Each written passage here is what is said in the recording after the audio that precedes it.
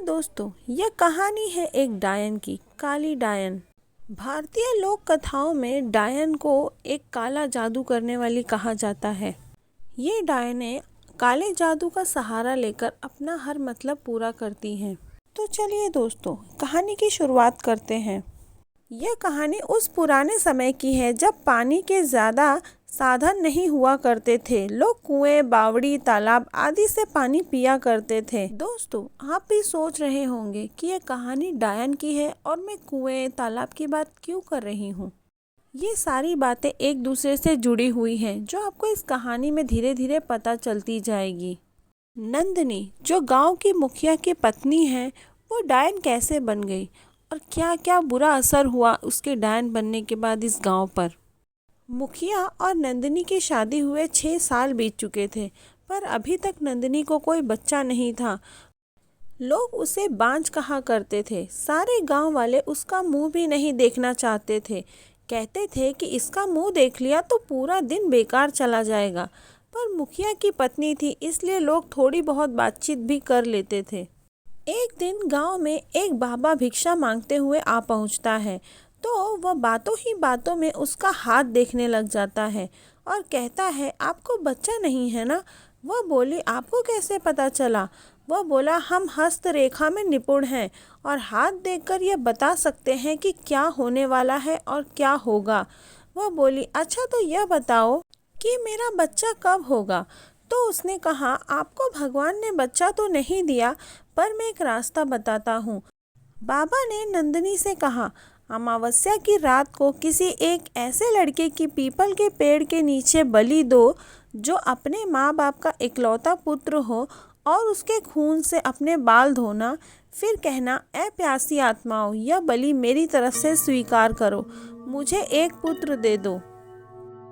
एक लोटे में उस कुएं का पानी भरकर उसमें उस बच्चे की खून की 2 बूंद मिलाकर खुद पी लेना और उस लड़के के सिर के बाल अपनी साड़ी की गांठ में बांधे रखना, तो तुम्हें अवश्य एक पुत्र होगा। इतना कहकर वह वहां से भिक्षा लेकर चला गया। उस दिन के ठीक 3 दिन बाद अमावस्या थी। नंदिनी ने वही किया जो उस बाबा ने बताया था।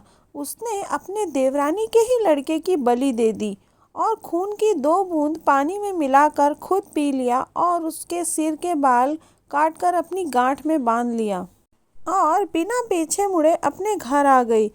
सुबह गांव वालों को पता चला कि मुखिया के भाई के बेटे को किसी ने मार के वहां फेंका है। जब यह बात मुखिया और उसके भाई ने सुनी तो वह नंगे पैर दौड़ पड़े। धीरे धीरे सारा गांव इकट्ठा हो गया। उस लड़के की माँ का रो रो कर बुरा हाल हो गया था। तब किसी व्यक्ति ने हिम्मत जुटाकर उसके सिर को धड़ से जोड़ा और उसे नदी में बहाने की सलाह दी। वैसा ही किया लोगों ने। उस लाश को पानी में बहा दिया। सब लोग यही कह रहे थे कि किसने किया, यह सब कैसे हुआ। लोगों के लिए यह घटना चिंता का विषय बन गई थी। जब मुखिया घर पहुंचता है तो क्या देखता है कि नंदिनी किचन में खाना बना रही है। वह बहुत खुश नजर आ रही थी।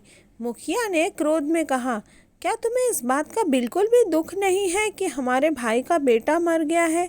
वह पहले ऐसी नज़रों से देखी जैसे कि उसे मार ही डालेगी। फिर कहने लगी, लड़का उसका मरा है, मेरा नहीं। मैं क्यों शोक मनाऊं। और ज़ोर ज़ोर से हंसने लगी और कहने लगी, तुम पागल हो। तुम्हें तो खुश होना चाहिए कि अब तुम्हारे भी एक पुत्र आने वाला है, और तुम्हें और भी खुशी होगी कि वह इस पूरी जायदाद का अकेला वारिस होगा। यह कहते हुए वो जोर जोर से हंसने लगी। मुखिया गुस्से से तिलमिलाता हुआ अपने रूम में चला गया। पर जब वो वहां पहुंचा तो क्या देखता है कि बेड के नीचे कपड़े खून से लथपथ हैं और तलवार भी पड़ी हुई है, उस पर खून लगा है। यह सब देखते ही वह समझ गया कि यह सब इसने पुत्र प्राप्ति के लिए बलि दी है। मुखिया ने सोचा, अगर वो अभी इसे मार भी दे तो पूरे गांव वाले मुझे ही गलत समझेंगे, और वह वहां से चला गया। उस दिन से गांव में ऐसी घटनाएं होने लगी।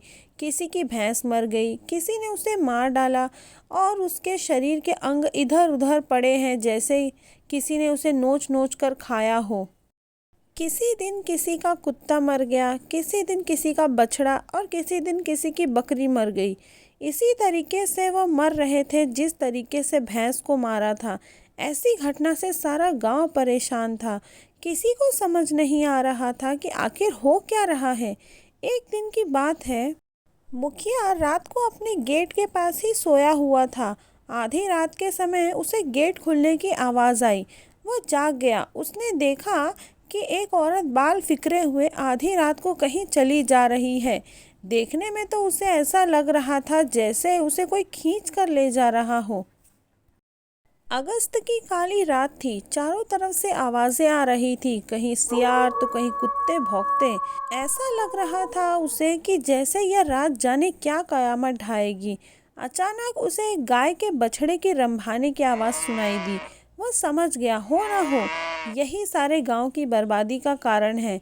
मुखिया के दिमाग में एक आइडिया आया, क्यों ना मैं चलकर देखूं कि यह कहाँ जाती है। वह उठकर चल दिया।